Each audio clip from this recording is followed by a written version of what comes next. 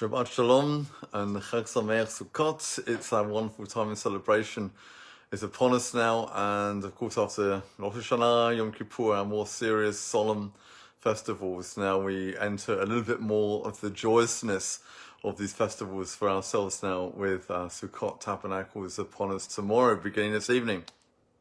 And we're reminded, of course, of what the historical background of all of this is and what causes this festival, reminding ourselves of our temporary booths that were built in our wilderness desert years.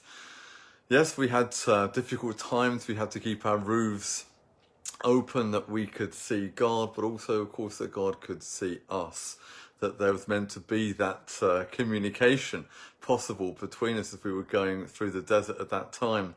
But of course, it reminds us not only of those booths, but also, of course, of the other temporary shelter which is built in the wilderness years, which is, of course, the Mishkan, the place where the Lord's presence dwells amongst us as his people.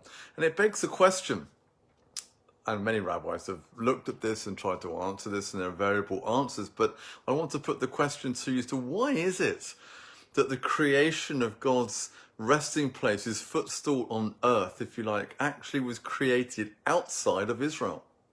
You weren't in the land. And yet, it was created there. And also, not only that, you think about this, the Torah, the revelation given to us as Jewish people, again on Mount Sinai, outside of Israel. And these events are there to remind us of something quite profound. And we certainly do remember this at Sukkot, because it's important, because there's an angle of this which is vital to our comprehension. Israel doesn't just exist for itself, for herself. Israel has a calling, a purpose, a function, that the revelation was given to us outside of the land, that God's dwelling place here on earth was created for us outside of the land. And not only that, that Mishkan was movable, taught us and showed us something about our role as Jews, as Israel on this earth. It wasn't just that we were to be so land-centric focused, so totally inward-looking upon ourselves. There was something about us being outside the land, in the nations as it were, amongst the Goyim, to do something, a calling and a task. In fact, when we begin to see it this way, we understand that the movability of the very Mishkan that God indwelt, in a sense, meant that God was able to come to you.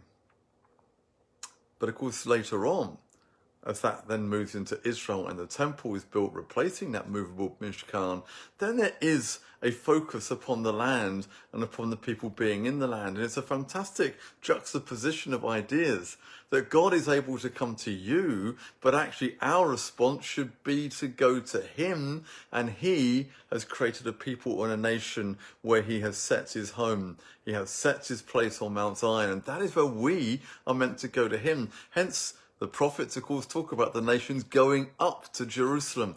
This is our response. The nations are meant to respond and come in. As a Jewish people, we have a message, we have a task, we have a core in all of this as a message to give out to the nations. In fact, we're meant to attract the nations and the Goyim to us, the temple. Even in Shlomo's day, of course, we know from the Queen of Sheba was so enamored with this, so awestruck by this temple and what was happening in Israel. She traveled so far to be there. And this reputation of Israel and the God of Israel went far and wide, not just because of the beauty of the temple, but because of the justice, the righteousness, the holiness of this nation, its teachings, and how this nation lived. This is actually what we're meant to be today, to attract Gentiles to come and join us. I think the wonderful thing in all of this is that in Messianic Judaism, we go back and we are restoring that core function and message of what today we call Jewish universalism. So a message hidden within Jewish teaching, which not many Jewish people talk about nowadays, but it is there. A few people write about it, but the prophets, of course, major on this, that this temple should become a house of prayer for all nations, not just for us. We are meant to be drawing the Goyim, the Gentiles, to us to come and worship the one true God. If God is the only God, then why would we want to keep that to ourselves? Then he must be the God of all nations too. That's exactly what the scriptures say. Hence our message at Sukkot. as we tabernacle here, we dwell in these temporary booths of our bodies, living our lives through. Let us remember that yes, God is also movable. He can come to you, but we also come to him. And to take that message, God is for you. Will you respond and come to him? Will you come and join the Jewish people and embrace the God of salvation, who is the one true God of Israel?